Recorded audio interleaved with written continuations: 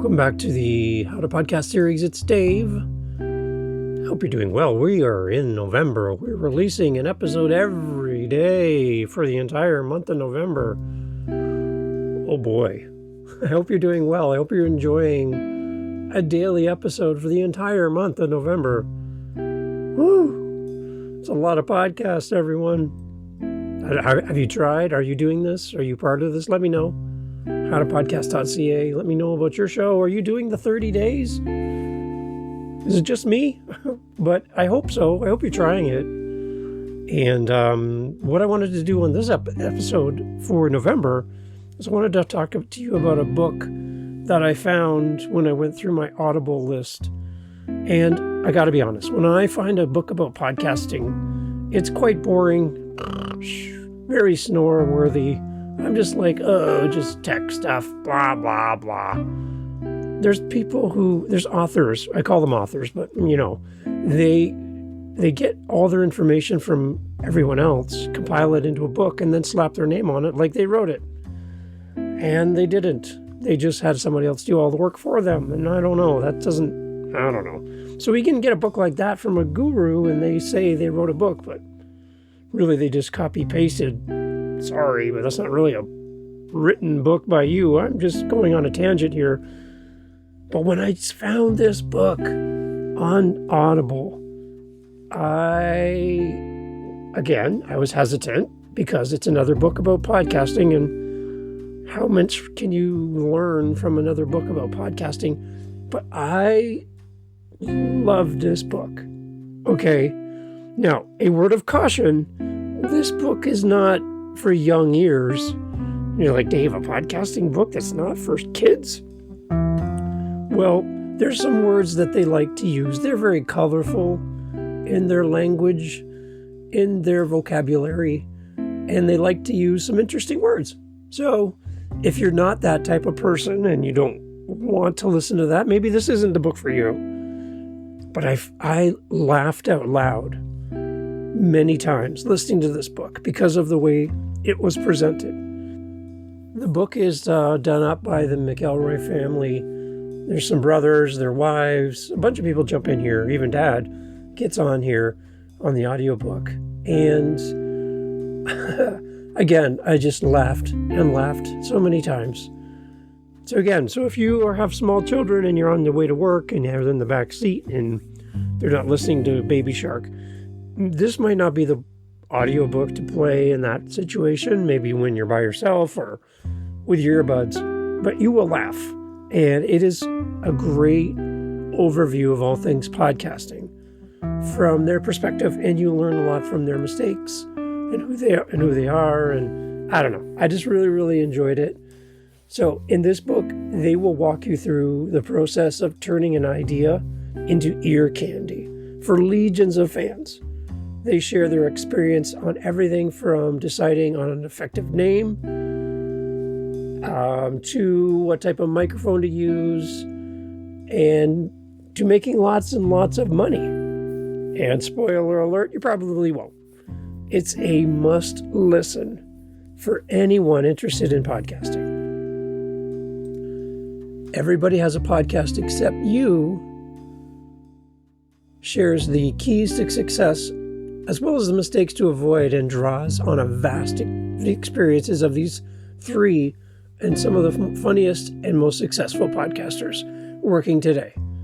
So here's a little clip from the book, and I hope you enjoy it. There's nothing in here, by the way, that you need to edit. It's clean for you, just so you know. You don't have to hit pause right now. But again, here's a little clip from the book to give you a taste of what it feels like, and I highly recommend this book. Everybody Has a Podcast Except You, from the McElroy family. Here we go. First, we're going to help you come up with a show topic and structure. We'll advise you on how to pick your co-hosts, art, and music for your show, and some basic recording techniques.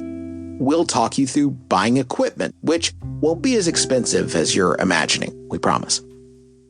Next, it's the technical info, the editing, the post-production, finding a place to host the file, all the nerdlinger stuff we promise is a lot less excruciatingly boring than it sounds. With your show on its feet, we'll focus on growing your audience and interacting with listeners. Short version, act like a decent human being. If you want to get really ambitious, we can even talk through ways to make a few bucks off your podcast, like with ad sales, listener support, and selling merchandise. Finally, we'll explain how to take all that we've taught you and spend a decade honing your craft, then write a book containing all your knowledge. Only then, once the cycle begins anew, will we be allowed to die and ascend to heaven. We should have left that last part out. Hey, who's ready to start podcasting? Chapter 1. Pre-production.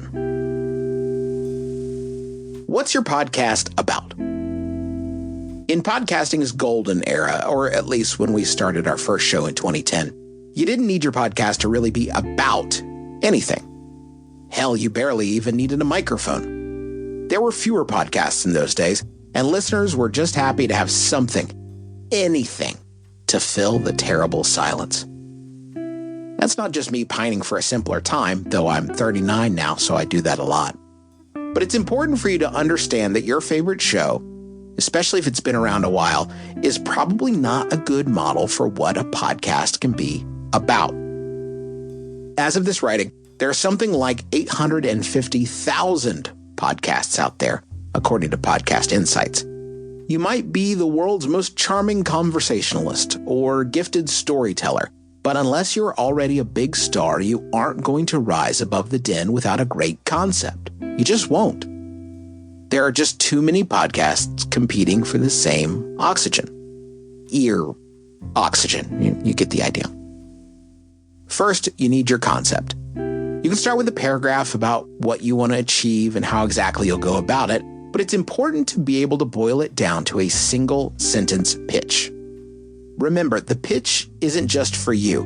You want your audience to be able to spread the word about your show in a way that is both concise and interesting. Can you sell it in a sentence? That's your pitch.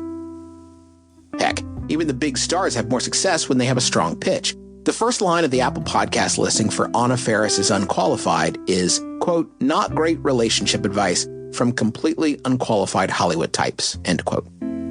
There's your pitch right there. And it's a good one.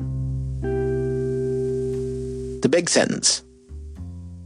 You may be tempted to start with that one sentence pitch, but it's putting the podcast cart before the podcast horse. His name is Bucko, by the way. He said delight. Instead, let's use that one sentence as a navigational star to guide us through this process.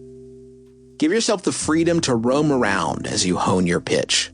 But if you find you could no longer boil your pitch down to one punchy sentence, you'll know you've gone astray. If we were launching My Brother and Me today, we wouldn't. Or at least we wouldn't in its current state. Let's try to pitch it. Three brothers give bad advice, but it's funny. It's short, that's good. But it falls apart in the last two words. It's funny.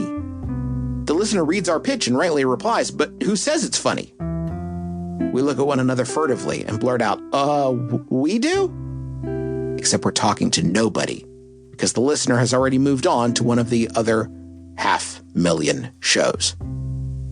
Let's look at one of our more recent shows. The McElroy Brothers will be in Trolls 2. I'd write the pitch out for you, but the title really says it. More on that later. Three non-celebrities try to con their way into a major motion picture.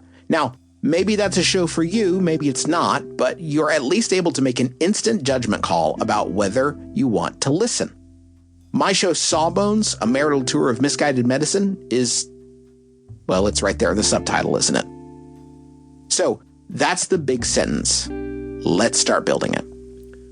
It's a great book, a very, very good book. I love it. I would really encourage you to gift it to somebody who's thinking about starting a podcast, to download it, go to Audible and get your copy and listen to it. Buy the book, buy the paper book if you want, whatever you want, but I'll put links in here as well. Go check it out. It's a great book. Again, the audio one is just hilarious. And remember, it's got some words in there that, maybe grandma might not appreciate, but just so you know. And again, I love it. It's a great book. My choice for November for an audiobook that I've listened to probably 4 times now. and I'm not going to stop. I'm going to keep listening to it because every time I listen, I get a little bit more, and I laugh just as hard as I did the first time. So enjoy this book recommendation. I hope you like it. I'd love to hear your feedback. What did you think about the book? howtopodcast.ca, little speak pipe icon on the website. Click the link, leave me a voice message. Tell me what you thought about the book. Did you laugh? Did you enjoy it? Give me a rating. Thumb up, thumb down. Love your opinion on the book. And share this episode with somebody that is looking for a great resource, something that will make them laugh, make them think, and give you some ideas for your show. There you go. One of the books I'm looking at here in November, listening to. Everybody's Got a Podcast, except you, by the McElroy Brothers. Check it out. If you're looking for help for your podcast, you're looking for somebody to listen to your show, give you some advice, are you looking to launch your podcast, you're looking for a podcast editor, somebody who can do the behind-the-scenes stuff so you can just drink your fancy drink along beside the pool, I can do all these things for you, and I would love to help you at howtopodcast.ca. It's the judgment-free website for How to Podcast. We're not here to tell you you're doing it wrong. We're here to encourage you to do it the right way. How's that? At howtopodcast.ca. Catch you over there.